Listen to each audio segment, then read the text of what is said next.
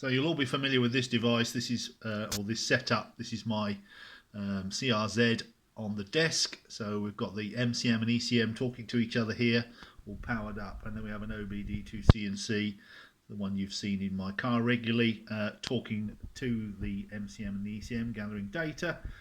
And also now it's going to be talking to the IMA manual control device in the back once I get the prototype PCB back from manufacturing. So I've been doing a bit of work on the software for this. So that's the normal sort of screen that users will be familiar with. But if I press the button in and just go a couple of screens, you'll see we now have another screen. This is called IMA control.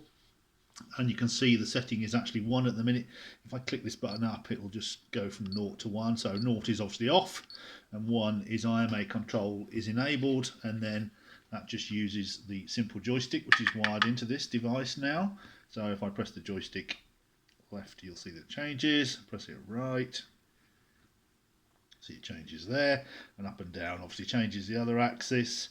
If I press the button, and the button changes. So what it's doing now is it's getting that information, and at the moment it's just sending it straight out on a unique CAN ID 206, and that's going to be the ID that the device in the back has. It's going to send that out on the FCAN line, and this is the device in the back will listen on the FCAN line, and it'll receive a constant stream of data like this. So this is what the device is sending out at the moment. You can see it's sending out a 3-byte packet, ID 206.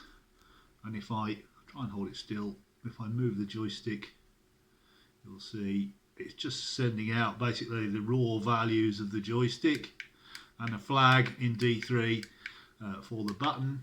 So yeah, and it's sending it out every sorry, I'm not sure, it might not focus on this, I'll try to. It's sending it about every 70 milliseconds. I'm sorry, the auto focus is not working on there. So the sort of so 70 milliseconds, it's sending a new packet out to the control at the back. And what we'll have that doing is we'll have it so that it detects if there are no packets coming in. So for instance, if you know, say no packets come in for 150 milliseconds or something like that, which is like double the length of a normal packet sequence, then it will just say, oh, there's something wrong, and it will revert immediately to OEM mode in the back. So for instance, if this wasn't plugged in at all, then obviously there would be no packets going to the device at the back, so it would be permanently in OEM mode. So that's a very easy way to disable it. Or as you saw from before, you can use a pass-through connector in the back to disable it. And so you can just turn it on and off in this menu here as well, because obviously if you turn this off like that, it's no longer broadcasting these packets. So the device in the back will revert to OEM mode. And if I turn it off as I've done there, so the joystick now doesn't respond. The button does, but it doesn't do anything because obviously it's not being broadcast anyway. So yeah, that's where we are. So I'm just working on the code for this at the minute to add the code, and I also won't send control packets if the speed is less than 10 kilometers an hour. So that's the first sort of safety feature enabled. So it won't take over control unless the car is doing at least 10 kilometers an hour. Obviously you can change that, but that's what I've got it set up for the moment. I haven't got the brake and clutch detection sorted yet, but that will come later on. I think the most initial thing is so you can't launch it from a standstill, so it's got to be doing at least 10 miles an hour or 10 kilometers an hour before you can then start overriding with the button.